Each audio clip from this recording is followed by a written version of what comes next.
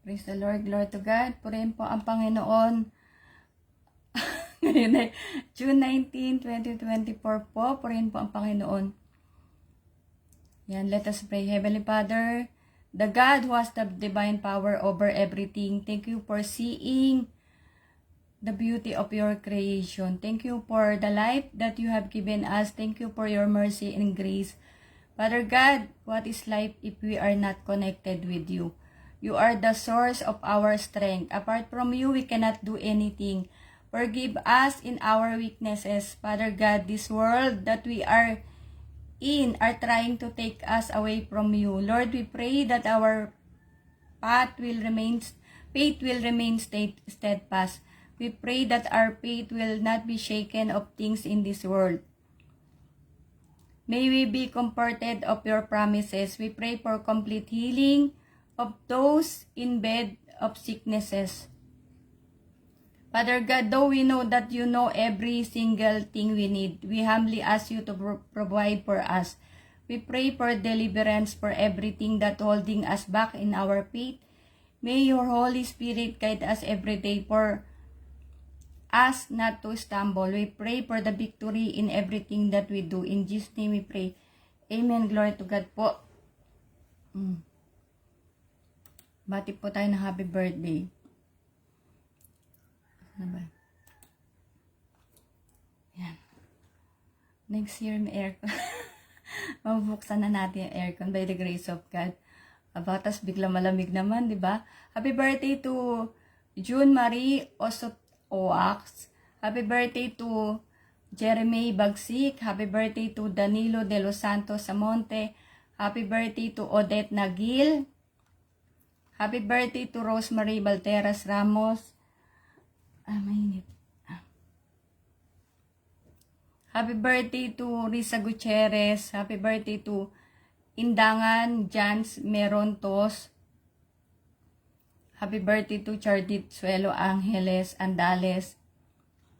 Happy birthday to all the people who celebrating their special day today, June 19, 2024 po. My prayers for you is so that may God bless you and your family. May God provide everything that you need. May God give the desire of your heart. And may God will keep you away from sicknesses and troubles. And may God give you the victory in every trials that you have. Glory to God po. Happy birthday. Happy birthday po sa inyo na po. Kasi nagaganyan na naman yung ano natin.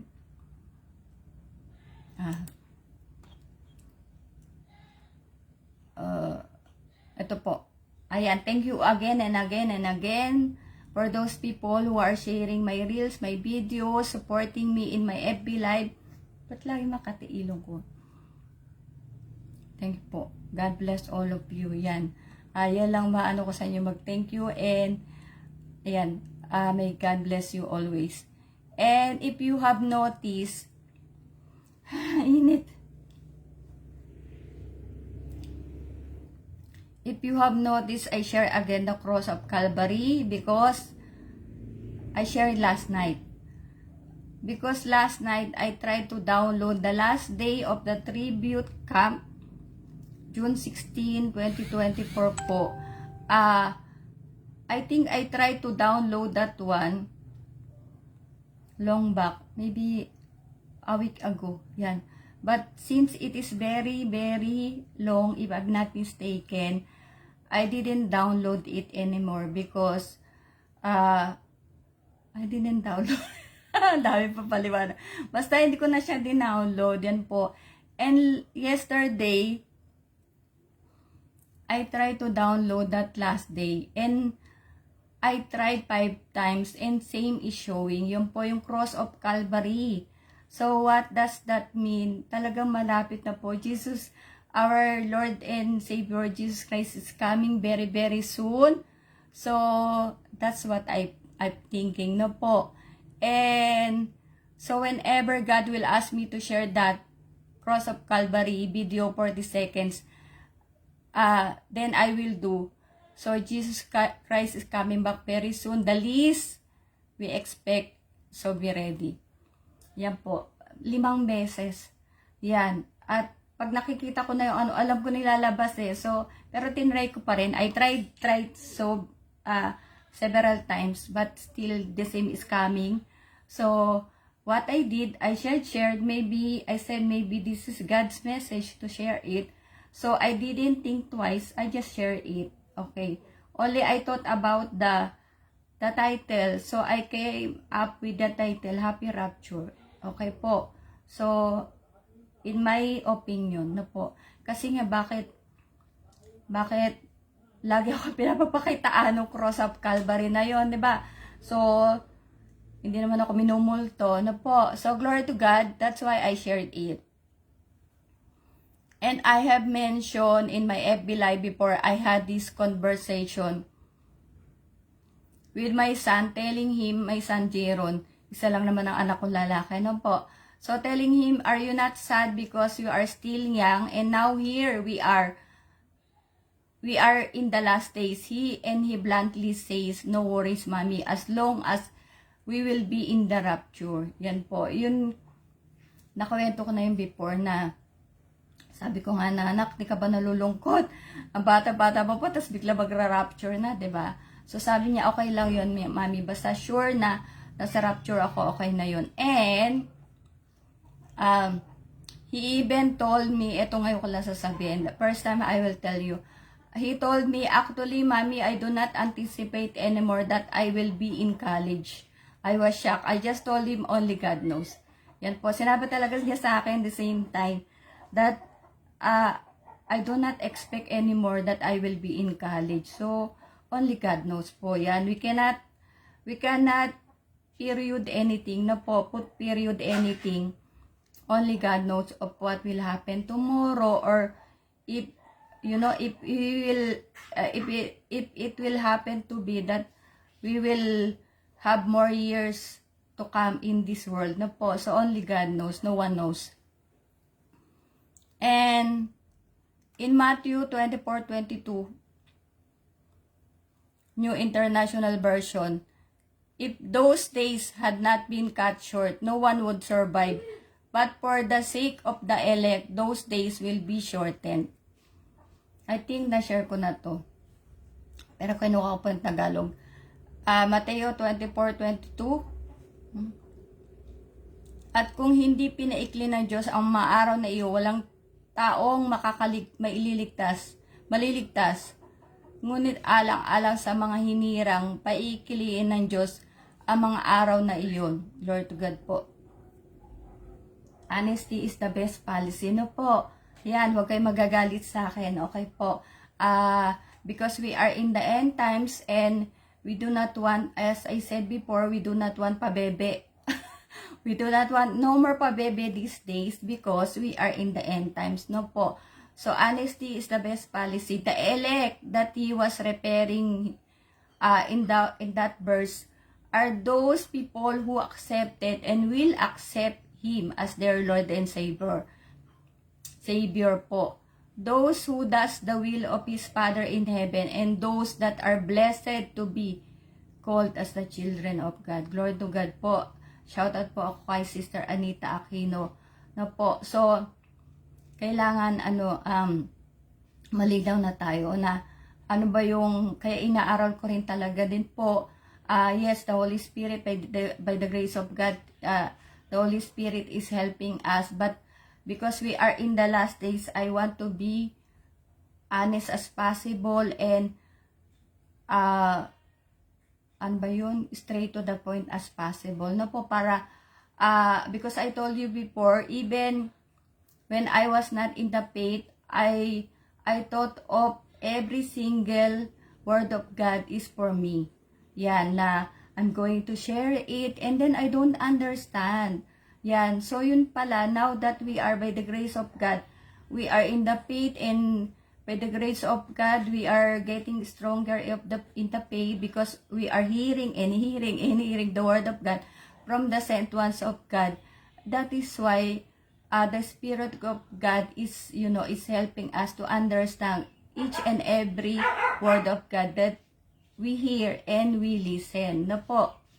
So, glory to God. Kaya wag po tayong do not be mistaken. Wag po tayong magkamali yan, though some things may hurt us, but that is the truth. Okay po? Para, I'm just explaining it to everybody so that we will understand. It's better to understand not to, not to parang we are in the classroom and the teacher will ask, oh, class, do you understand? Yes, ma'am. And then the exam will come and then you got a 0. Diba? Because you just said yes, you understand. But actually, you don't understand. Glory to God po. And the world are becoming worse and many people embrace to be wicked instead of working out their best to be holy and acceptable to God. Na po. So, obviously, the world is becoming wicked and I just wanted to remind you to be careful as possible every day po, especially nagkakagalong-galong na yung bibig ko, especially in the digital apps, yung mga GCash, in our bank accounts, na po, because it's really dangerous these days and the coming days, because people are wicked, people are evil, no po. So be careful, always pray without ceasing, na po. Yan. And in 1 Timothy 4:1-3, maiksik lang to, hindi na tayo masyado magkwento. New International Version, the Spirit clearly says that in later times, some will abandon the faith and follow deceiving spirits and things taught by demons. Such teachings come through hypocritical liars whose consciences have been seared as with the hot iron. They forbid people to marry and order them to abstain from certain foods which God created to be received with thanksgiving by those who believe and who know the truth. Glory to God po. Nag-order na ako ng Permax para medyo makatulong sa atin kasi mahirap talaga. 1 Timothy 4:1-3, maliwanag ang sinasabi ng Espiritu na sa mga huling araw ay iiwan ng ilan ang pananampalataya. Susunod sila sa mga mapanlinlang na espiritu at sa mga katuruan ng mga demonyo. Ang mga katuroang ito'y pinalalaganap ng mga taong sinungaling at may mga manid na budhi. Ipinagbabawal nila ang pag-aasawa at ang ilang uri ng pagkain, mga pagkaing nilikha ng Diyos upang kaining may pasasalamat ng mga mananampalataya at nakakaunawa ng katotohanan. Glory to God. By the way, in the first verses that I mentioned a while ago in Matthew 24:22, right? It says there that if those days had not been cut short, no one would survive. Yeah, by the grace of God, God is shortening the time for the sake of the people, of the elect. Yan, because of course everybody is suffering, di ba po? So for the sake of those people that are working to be faithful to God, to be of service to God, to be holy and acceptable to God. So yan, kaya pinapaikli ng Panginoon ang time, kawawa naman po yung mga nagsisikap, di ba, na gawin ng pinakamabuti na po. Yan, glory to God. And here, meron po ako kinuha dito. But I will not say any verses from this because masyado na tayo hahaba and mahabang pag-aral na yan. Okay po, but I will just mention this na kinuha ko lang po. Jesus warns against 3 forms of spiritual deception. Trusting the majority when it comes to spiritual matters. And number 2, listening to anyone who claims to speak for Christ.